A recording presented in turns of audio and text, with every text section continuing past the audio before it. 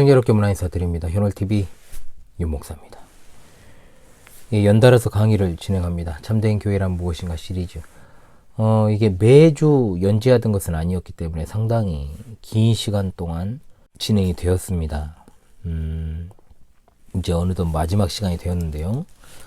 자, 이 주제의 강의 횟수로는 13번째 강의가 되어 있고요. 주제로 따지면 7강이 되겠습니다.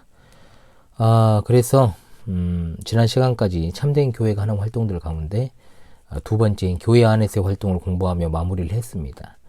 이제는 교회가 세상으로 나가서 해야 될 일들, 자명하죠. 이것이 무엇인지를 한번 생각해 보도록 하겠습니다. 자, 세상을 향한 활동의 첫 번째는 바로 복음 증거가 되겠습니다. 말씀 한 구절 찾겠습니다. 데살로니가전서 1장 7절로 8절의 말씀입니다. 데살로니가전서 1장 7절로 8절입니다. 그러므로 너희가 마게도냐와 아가야에 있는 모든 믿는 자의 본이 되었느니라.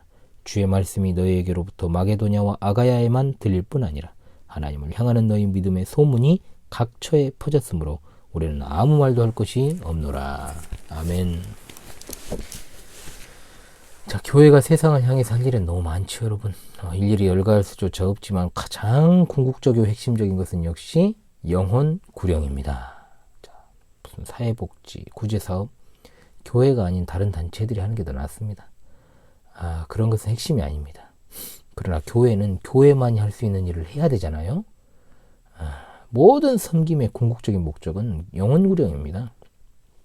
교회가 예배도 잘하고 서로 섬기고 하는 일은 잘하는데, 자, 스스로 고립을 선택해서 사회와는 등을 돌리고 있다. 자, 그건 아니죠. 두 가지를 다 잘해도 세상과 격리되어서 교회 지체들끼리만 어울리고 또 자신들의 유익만을 구한다면 그것은 분명 교회의 본질적인 모습에서 이탈해서 변질이 된 거죠. 본교인 광주 신실한 교회도 사실은 이런 측면이 부족한 건 사실입니다. 교회가 세상에 존재하면서 여러 선행에 힘쓰는 것은 단순히 세상을 더 아름답게 밝게 만들려고 하는 것이 아니라 이 세상의 죄와 사망의 지배 아래 있는 사람들의 비참한 현실을 지적하고 그들을 깨우고 그들에게 참된 행복과 생명을 위한 유일한 길을 보이고 전하기 위해서 그렇게 하는 것입니다. 그런데 교회가 아무리 예배와 양육이 잘 이루어지고 있어도 세상을 향한 증거에 있어 나태하면, 아무리 뛰어난 성경 지식으로 무장하고 있어도 복음 증거가 거기에 없으면 교회와 성도들은 건강하지 못한 것입니다. 건강한 교회는 데살로니가 교회처럼 하나님을 향한 믿음과 지체들 안에서의 사랑과 수고와 인내가 넘쳐날 뿐만 아니라 주의 말씀을 왕성하게 증거하는 교회입니다. 사실 우리와 같은 개혁교회들이 하나님의 말씀의 중요성을 강조하고 언제나 하나님의 주권을 강조하고 있죠. 그런데 복음 전도에는 좀 게으른 교회들이 있어요. 그런 교회들은 사실상 어떤 숫자적인 게 아니라 건강한 성장이 좀 어렵다라고 할 수 있습니다. 역사적 기독교의 신앙은 절대로 머리만 크고 손발은 굳어있는 그런 모습이 될 수 없습니다. 반대로 또 너무 또 복음 증거만 강조하는 것은 또 한편으로 치우치는 것이죠. 교회는 그 자체로 복음 증거의 기관이긴 합니다만 우리의 삶을 이야기하는 겁니다. 하나님을 향한 활동과 지체들을 위한 활동은 또 소홀하게 될 가능성도 있다는 겁니다. 현대 교회 경향이 어떻습니까? 모든 것이 새신자에게 포커스가 맞춰져 있죠. 또한 그리스도인을 소위 만들어가는 일들이 많아요. 그래서 궁극적으로 그것은 부흥이 아니고 성장도 아닌 것이 되어버립니다. 자, 기억을 해야 됩니다. 먼저 하나님의 말씀을 바르게 믿고 따르는 교회로서 하나님을 향한 활동과 지체를 향한 활동에서 온전하기를 힘써야 됩니다. 그와 더불어서 복음으로 영혼을 구원하는 세상을 향한 활동에도 충실해야 되겠죠. 물론 듣든지 아니 듣든지 계속 해야 되겠지만요. 교회는 사람들이 알아서 와주기를 바라는 그런 태도, 과거에는 많았죠. 그런 게 이제 버려야 됩니다. 아주 예전에는 가능한 일인지 몰라요. 그러나 지금은 그렇지 않습니다. 오히려 교회를 공격하지 않으면 다행인 시대. 더군다나 교회에 대해서 바른 인식이 전무한 지금과 같은 시대에 우리와 같은 어떤 광주 신실한 교회 상가에다 자리를 잡고 있지 않습니까? 예배당에 지나가던 사람의 마음에 감동받아 올 일은 더더욱 없습니다. 제가 올해 이제 햇스로 10년째 목회를 이 자리에서 하고 있습니다만은 지나가다 들어오는 케이스가 거의 손가락으로 꼽을 정도니까요. 그런 것은 아예 기대할 수가 없어요, 사실은. 그래서 제가 일부러 한 번씩은 예전에는 더 시끄럽게 창문 열어놓고 그렇게 설교도 하던 때도 있었습니다. 들으라고. 지나가던 사람이라도 들으라고 그렇게 한 적도 있는데, 참 그것도 참 제가 생각해 보면은 참 어떤 일이었는지 모르겠습니다만은, 아무튼간에 정말로 게으르고 모순된 신앙생활을 해서는 안 된다. 그래도 우리 교회 하나님께서 참 간간히 주시는 은혜들을 생각해 보면 정말 놀라운 것 같습니다. 진짜로. 그래서 그런 것은 이제 나중에 제가 한번 취합해서 한번 또 이야기하는 시간을 갖도록 하죠. 그러므로 참된 교회의 성도들이시여, 세 가지를 꼭 기억해야 될 것입니다. 첫 번째는 복음 증거는 나의 변화된 삶의 증거로부터 출발하는 겁니다. 말로도 복음을 전해야 되지만 사람들을 하여금 믿음에 대해서 생각해 볼 수 있도록 삶의 증거도 있어야 됩니다. 그 누구도 처음부터 하나님에 관한 지식을 가지고, 완전한 지식을 가지고 복음을 접하고 교회에 나온 사람 없습니다. 불완전한 지식이긴 해도 그들의 생각이 변하도록 섭리하시는 분은 오직 하나님이십니다. 저 사람이 믿는 하나님은 누굴까? 그가 가진 믿음은 무엇일까? 궁금하게 되는 거죠. 내가 그리스도인 예수쟁이 싫어하고 그러잖아요. 사람 좀 말 거칠게 하는 사람들 있잖아요. 예수쟁이들 싫다고. 또 교회도 싫다. 그래도 너는 좀 다른 것 같더라. 이런 말을 이방인들에게 한 번이라도 들어보셨습니까, 여러분? 데살로니가 교회 성도들이 신자다운 삶의 증거를 보였고, 그들의 신앙이 마게도냐와 아가야를 넘어 각지에 그 소문이 퍼졌다고 그랬습니다. 우리가 하나님 앞에 신실하면 세상에서 갈 길 몰라 방황하며 피난처 찾는 영혼들의 도피성이 될 수 있음도 여러분들 꼭 기억하시길 바랍니다. 아멘. 두 번째, 중요하죠. 복음은 입술로 전해야 됩니다. 삶은 없고 입술만 있는 것은 위선이지만, 어찌되었든 입술로 하는 증언에 소극적인 것도 바르지는 않습니다. 사실은 이게 잘 안 되죠. 이게 사람 성향도 있고 성격도 있는데, 그런데 정말로 복음에 진정한 열정을 가지고 있으면 됩니다. 이게 반대로 삶으로 증거하는데 입술로는 전혀 증거하지 않는다. 사람들은 알 수도 없고 진실한 믿음을 가질 수도 없죠. 입술의 증거 중요합니다. 그래서 우리는 늘 그리스도께 대한 소망을 묻는 이들에게 대답할 것을 준비해야 됩니다. 적절한 때가 되면 예수 그리스도에 대해서 말해줘야 됩니다. 세상은 영적으로 포로된 자, 눈먼 자, 눌린 자로 가득해요. 저도 아주 10수년째 아주 계속해서 복음을 전하는 친구가 있습니다. 정말 안 오죠. 어쩌겠습니까만, 그래도 뭐 제 말을 뭐 거부하진 않습니다. 하루 다 듣고 있습니다. 말을 끊거나 그런 것도 없어요. 안타깝죠. 그래도 계속해서 전해야 되니까 전하고 있습니다. 어찌되었든 간에 참 생명, 소망의 주님 알려줘야 됩니다. 이 세상에 교회가 존재하는 이유가 이것 아닙니까? 그런 일을 안 하면 우리는 이 세상에 대해서 무익한 교회죠. 때를 얻든지 못 얻든지 전할 기회를 만드는 것도 중요하다. 특히 우리 시청자 성도들 중에는 분명히 사람을 만날 수 있는, 이 사람 저 사람 만날 수 있는 기회가 있는 분들이 있을 거예요. 이 사람이 구원을 받을 것인가, 이걸 판단하지 마십시오. 하나님은 절대적으로 불가능해 보이는 사람도 부르십니다. 우리가 어찌 알겠습니까? 구원은 전적으로 하나님께 달린 겁니다. 하나님의 역사로 영혼이 진실로 변화됩니다. 하나님이 그를 인도하실 것을 믿고 구하며 전해야 될 줄로 믿습니다. 아멘. 자, 결론입니다. 자, 우리는 이와 같은 두 가지 측면을 가진 복음 증거가 필요합니다. 삶으로, 입으로. 정말 우리가 전도할 사람도 한 명도 없을 만큼 지나치게 세상으로부터 격리된 채 살아가서는 안 돼요. 근데 어떤 분들은 그것을 자랑인 것처럼 이야기하는 분들이 있어요. 아닙니다. 오히려 안 믿는 사람들을 불쌍히 여기고 섬기고 복음을 전할 기회를 만들어야 됩니다. 놔두면 그냥 사탄의 권세 아래 영원한 멸망으로 치닫게 될 그들에 대해서 우리는 일종의 책임의식을 좀 가져야 되는 겁니다. 여러분께서 놓여있는 환경이 어떤 곳입니까? 기회가 닿는 대로 여러분 복음 전하십시오. 복음 전하십시오. 영혼 구령 정말 중요하지 않습니까? 사람들을 만날 기회가 그래도 간간히 주어진다라는 것을 또 기뻐하십시오. 한 명이라도 주님께로 인도하고자 힘써야 됩니다. 우리 모두가 주어진 인생의 시간 동안에 교회의 몸된 지체로서 하나님을 향한 활동, 그리고 서로 간을 향한 지체 간의 활동, 그리고 세상을 향한 활동, 이 세 가지가 정말로 잘 이루어짐으로써 정말로 충성되고 신실한 정말 건강한 교회의 모습으로서 더욱더 성장해 나갈 수 있기를 간절히 원합니다. 할렐루야. 아멘. 예, 참된 교회란 무엇인가 강의는 이제 이것으로 다 마쳐졌습니다. 이제 제가 맺은 말로 한 말씀 전하고 이렇게 마무리를 좀 하도록 하겠습니다. 맺은 말의 주제는 이겁니다. 참된 교회의 추구를 위한 몸부림, 말세지 말의 교회가 나아갈 길이다라는 잠시 잠깐의 말씀 권면하고 마무리하도록 하겠습니다. 여러분, 지금 기독교 대위기 시대죠. 인식하고 계십니까, 그것을? 그런데 이 위기는요, 다름 아니라 교회론의 위기입니다.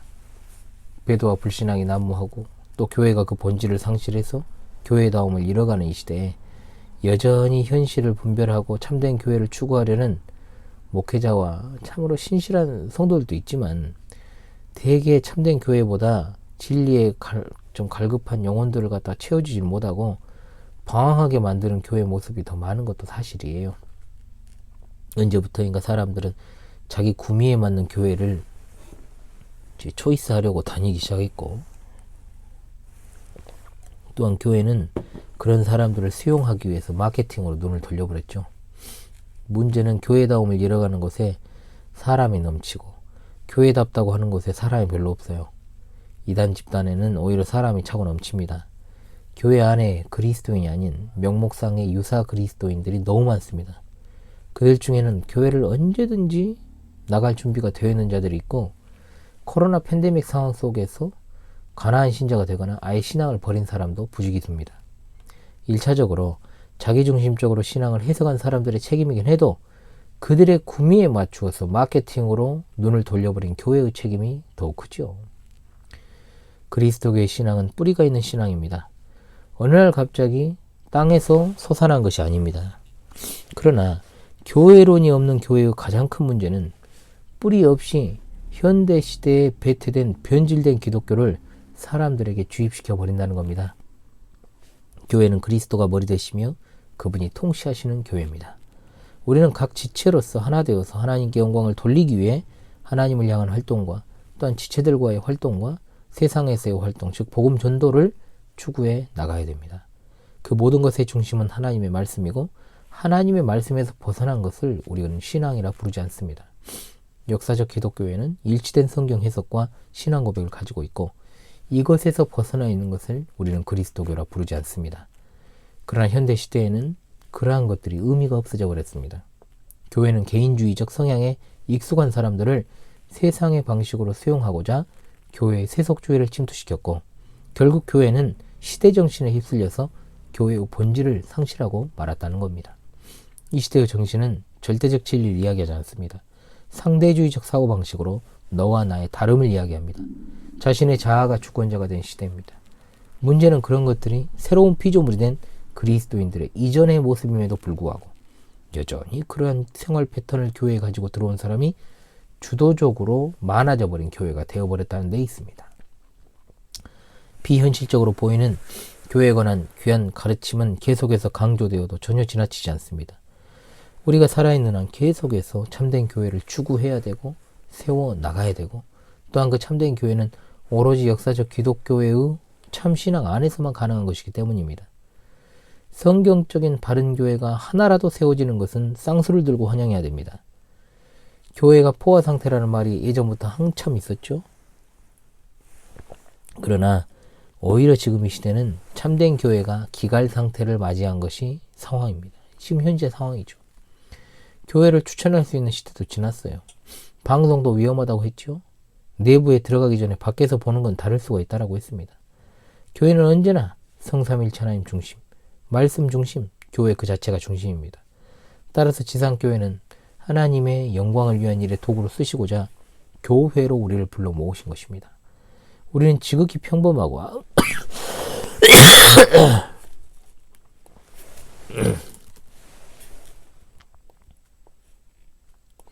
우린 지극히 평범하고 아무짝에도 쓸모없지만 하나님의 영광을 위한 도구로 삼아주시니 얼마나 감사합니까? 이 땅에 참된 교회들이 세워지는 불씨로서 우리를 불러주신 것입니다. 그러므로 우리가 참된 교회를 추구하고 세우고 또한 다음 세대를 참된 교회의 지체로서 세워나가는 게 정말 중요합니다. 증거되는 진리 말씀을 통해서 사람이 변화를 받고 구원받는 역사가 일어나기를 간절히 원합니다. 항상 기도할 때 참된 교회를 주여 세워 주시옵소서 이렇게 기도를 하시고요. 또한 우리 교회가 내가 항상 하나님의 영광을 위한 도구로 쓰임받게 하시고 저 자신을 사용하여 주시옵소서라는 간절한 기도가 우리 가운데서 나타나야 될 것입니다. 무엇보다 여러분의 가정을 작은 교회로 만들어 가십시오. 하나님의 택자들이 모여있는 것이 교회입니다. 예배당 건물과 직제를 갖추어야 교회라고 생각해서는 안 돼요. 무교회주의를 말하는 게 아닙니다. 그럼 생각해 보십시오. 윤 목사가 담임 목회를 내려놓고 가정에서 식구들하고 예배해도 사람들은 제가 교회에 나가지 않았다 해서 비난하지 않습니다. 왜 그렇죠? 목사니까. 이게 그런데 잘못된 생각이라 이 말입니다. 목사는 목사니까 그가 집에서 예배해도 상관없고 일반 신자는 집에서 예배하면 안 되고 반드시 예배당에 나가야 된다고요? 시대를 분별하지 못하는 소리도 될 수 있고요. 그건 택자들이 두세 사람이 모여있으면 교회잖아요. 단지 조직을 이루지 못했다 해서 법적으로는 미조직 교회란 말을 씁니다. 또 어떤 곳은 기도처라고 명명합니다. 왜? 목회자가 아닌 전도사 신분으로 이제 교회를 개척했을 때는 기도처라 그래요. 근데 그것은 사람이 정한 거예요. 유형교회에 질서가 없으면 안 되니까 그런 법을 교회가 자생적으로 만든 거죠. 그런데 지금 시대를 한번 보라 이 말입니다. 진짜로 내가 사는 지역에 갈 곳이 없어요. 그러면 아무데나 집 앞이라도 나가는 게 정상입니까? 예전 사고방식을 가진 이들은 그래야 된다고 말해요. 자, 그런데 배도의 세력들에 이미 자신을 넘겨준 교회 목회자가 담임하는 교회를 가야 됩니까? 그러면? 배도했거나 배도의 무리들을 따라가는 교파나 교단교회 가야 됩니까? 신사도운동하는 교회를 가야 됩니까? 어영 종교인이 담임하는 교회를 가야 됩니까? 찾으려는 노력을 아예 안 하는 것도 문제이긴 하지만은 그렇지 않고 순수하게 자생력을 가지고 자신의 신앙을 지켜나가는 성도들이 뭐가 문제라고 집에서 예배하는 것을 문제 삼아요. 2023년에. 좀만 지나봐요. 조금만 지나보십시오. 당신들도 다 가정으로 들어가게 돼 있어요. 어디 한번 봅시다. 지상에 지금 화려한 엄청나게 큰 삐까뻔쩍한 예배당들이 얼마나 나올 것 같습니까? 현실적으로 유지가 될 것 같습니까? 아니면 그 다음 세대가 정말로 영적으로 충만해가지고 그것을 이어나갈 수 있겠습니까? 천부당 만부당은 말이죠. 둘 중 하나입니다. 해체가 되거나 적당히 세상에 동조하며 교회다움을 상실한 채로 그냥 명맥만 유지하거나 그러다 박물관 되겠죠 이제. 여러분 그것이 주님의 몸된 교회입니까? 내가 담임하는 교회가 크게 성장하는 것을 바라지 않는다고 말은 해도 솔직히 사람 하나라도 늘어나면 좋잖아요. 하나 늘 것 10명 늘어나면 좋지요. 100명 늘면 구름 위를 걷는 느낌이잖아요. 솔직해지자 이겁니다. 세계 경제가 폭망을 하고 사람들이 줄이기 시작하면 그동안 사람들 호주머니에만 관심이 있던 기복신앙으로 장사하던 자들 다 망하게 돼 있습니다. 문제는 뭐냐? 그 목회자들과 직계 가족은 축적한 프로 살아남죠. 그런데 그 다음은 있습니까? 다른 사람들은요? 없어요. 그러니까 항상 제가 예전부터 말했습니다만 지금이라도 늦지 않았으니 싹 다 덩치 줄이고 찢어서 나눠야 된다 이 말입니다. 근데 그렇게 안 하죠. 절대로. 마치 다시금 은혜의 시대가 도래할 것처럼 그렇게 생각을 하면서 말이죠. 주의 종이라는 자들이 그렇게 희망 고문을 하면 되겠습니까? 저는 마음의 준비를 진작부터 했습니다. 그렇게 시작을 했고요. 그래서 제가 목표하는 그겁니다. 작지만 더 단단해지는 그 교회. 목회사에게 큰 변화를 주려고 마음먹고 또 실행에 옮기고 있습니다. 그래서 유튜브도 한 거의 약 4년 돼가지고 이제 시작을 했고 또 이제 이사 계획도 하고 있습니다만은 그 계획도 제가 실행 단계가 되면 말씀을 드리겠습니다. 만 다른 게 아니에요. 원시 초대교회 형태로 가고자 하는 것 뿐입니다. 물질이 없어 이사를 못한다고 생각하시면 안 됩니다. 그러면 여러분도요 그렇게 생각을 하셨다면 많이 세속화되어 있다는 뜻이에요. 우리에게 진짜 중요한 건 믿음입니다. 믿음. 신실한 믿음, 신앙의 절개, 정절 이것만 있으면 다 할 수 있습니다. 진짜입니다. 이게 안 되니까 제가 망설이는 거예요. 정말. 늘 말합니다. 저는 성도들에게. 어리석은 부자가 되려 하지 말고 가난하지만 신실한 나사로 성도가 되자. 나사로가 그냥 가난했습니까? 아니잖아요. 끝까지 하나님만 붙들고 갈 그 사람만 함께 하겠다 이 말입니다. 저는 그래요. 그러면 정말로 오히려 이 시대가 기회가 돼가지고 가장 성경적인 초대교회의 모습을 구현하고 살아낼 수 있다라고 저는 보고 있습니다. 준비할 것은 돈이 아니라 믿음입니다. 하나님을 향한 신실한 믿음. 자, 참된 교회란 무엇인가?